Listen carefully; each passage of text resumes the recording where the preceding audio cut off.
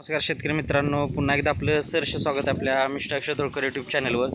तर मित्रांनो, बघू शकतो आपण आज रोजी 3 मे 2025 रोजी आपलं हे बेडग तालुका मिरज जिल्हा सांगलीसाठी लोडिंग चालू आहे। आपण लिंबू त्यांचा जो आहे तो भरलेला आहे आतमध्ये, साई सरबती कागदी लिंबू 13-13चा 2.5 वर्षाचा भरलेला आहे। आणि त्यानंतर आपण आज त्यांचं आता लिंबूनंतर आंब्याचं लोडिंग करत आहोत। केशर आंबा आहे, हा 3 वर्षाच्या पुढील आंबा आहे। आणि बघू शकतो आपण की कशा पद्धतीची ही रोपं आहेत मित्रांनो। अशी ही मोहर लागलेली आणि फळ लागलेली अशी ही झाडं आहेत। सीझनमध्ये याला फळ फुल येऊन गेलेलं असतंय आणि अशा पद्धतीची ही झाडं आहेत मित्रांनो। बघू शकतो आपण अशा पद्धतीची ही तयार झाडं आपल्याकडे 1 ते 5 वर्षापर्यंतची सर्व झाडं आपल्याकडे असतात। आपली नर्सरी जी आहे ती कोल्हापूर जिल्ह्यातील शाळा तालुक्यात मलकापूर या गावी 35 एकरामध्ये शासन मान्यता नर्सरी आहे। सर्व प्रकारची फळझाडं, फुलझाडं, शोची, जंगली, आयुर्वेदिक, मसाल्याची इत्यादी सर्व प्रकारची झाडं आपल्या नर्सरीमध्ये उपलब्ध असतात।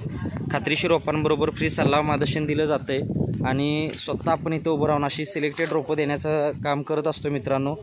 एक वेळ नर्सरीला अवश्य भेट द्या।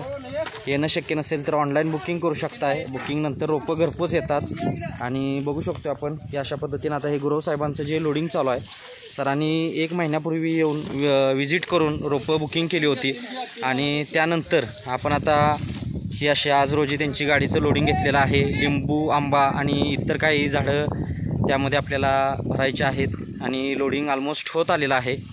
तर बघू शकतो अशा पद्धतीने आपल्याला अशी ही तयार झाडंसुद्धा आहेत मित्रांनो। बघू शकतो आपण 100-150 किलोच्या बॅगमधली पूर्ण नर्सरी 45 एकरात असल्यामुळे सर्व प्रकारची झाडं आणि 1 ते 5 वर्षापर्यंत अशी सर्व झाडं आपल्याकडे उपलब्ध आहेत। तर बघू शकतो हा आहे केशर आंबा आणि अशी ही गॅरंटेड खात्रीशीर रोपं आपल्याला आता ह्यावर्षी कोणत्या प्रकारचं नियोजन करायचं असेल तर दिलेल्या नंबरवर संपर्क करा आणि आजच आपलं बुकिंग निश्चित करा।